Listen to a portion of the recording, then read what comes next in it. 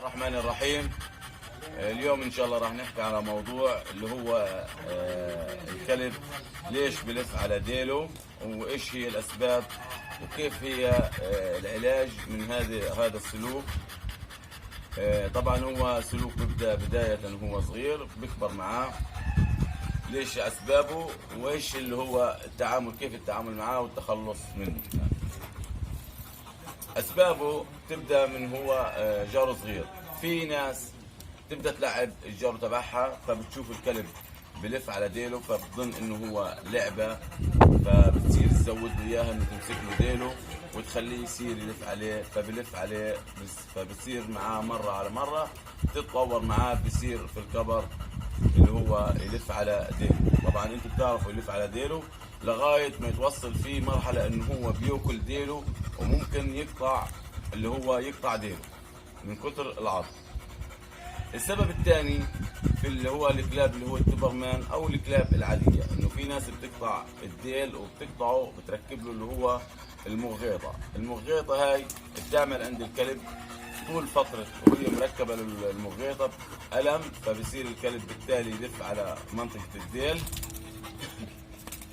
اقعد، نام نام.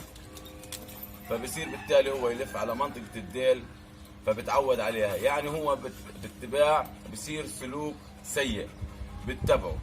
في شغله ثانيه، في ناس بتربط الكلب على سبيل المثال مستوى ظهر الكلب مباشره، فالكلب لما بصير يلف بصير ديله يخبط في الجنزير، فبصير الكلب بظن انه في حدا ماسكه من ديله او حد بيلعب له في ديله، فبيبدا يلف على الديل.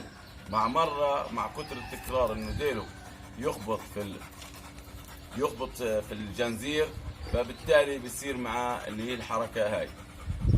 في شغله ثانيه، الكلب نفسه بكون معاه دود، فهو بصير ياكل او يهرش في المؤخره تبعته مره على مره تبدا معاه، فبصير الكلب يلف على ديله.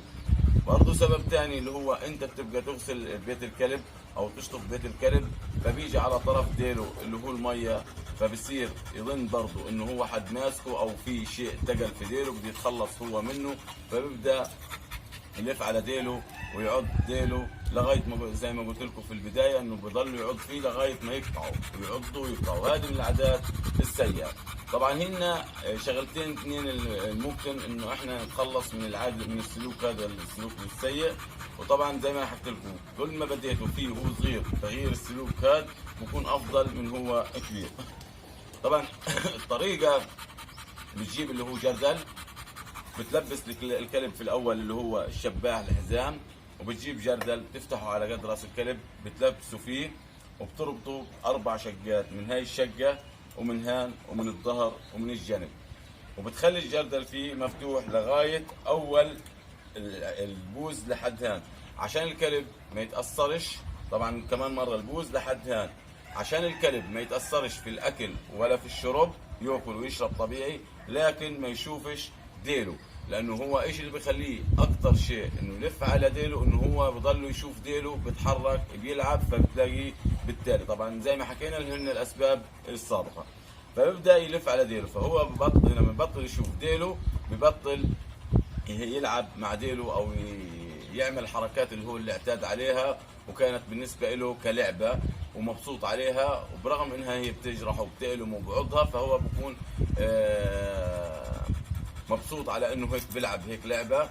وفي برضه سبب ثاني انه انت برضه عفوا نسيته، انه انت بتربط كلبك لساعات طويله وما بتخرجوش بتلعبوش، فهو بكون عنده زي حاله نفسيه فبفش غله في اللعب اللي هو في ديله.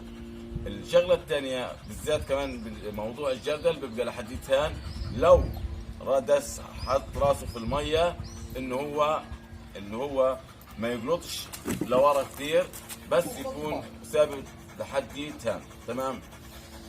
بالنسبه للحاله الثانيه اللي هو بتجيب الكلب على طول، تعمل بيت على طول 3 متر على رفع الكلب بس شيء بسيط، اوسع من الكلب شيء بسيط، يعني يكون من هان 10 سم ومن هان 10 سم على طول 3 متر، اللي الكلب يقدر يقدم ويرجع فيه، بس يقدم ويرجع، ما يلفش حاله لا شمال ولا يلف حاله يمين.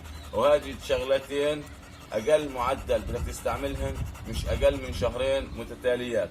ولكن عليك انك انت تفك كلبك اللي هو من الجردل او تطلعه من البيت اللي احنا حكينا عنه، تطلعوا مرة في الاسبوع او مرتين او حتى لو كانت 3 مرات، ولكن بشرط انه انت تكون رابطه بجنزير وتكون انت ماسك الكلب، وتطلع كلبك وتمشي كلبك وانت ماسكه في الجنزير، عشان لو لف انت تعدله مع كلمة اللي هو غلط. او هو عادة الكلاب كلها حتى لو كانت بتلف عديلها وانت ربطها في الجنزير وماشي فيها بلفش على ديله، هيك طبيعتهن الكلاب. من النادر اللي بلف على ديله وانت ماسكه او وانت رابطه.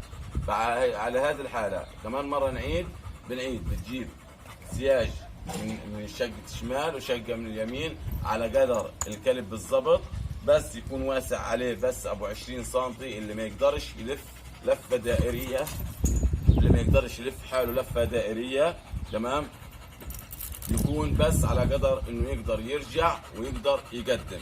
وهذه بتستعملها مع الكلب. وبهيك بنكون خلصنا حلقتنا.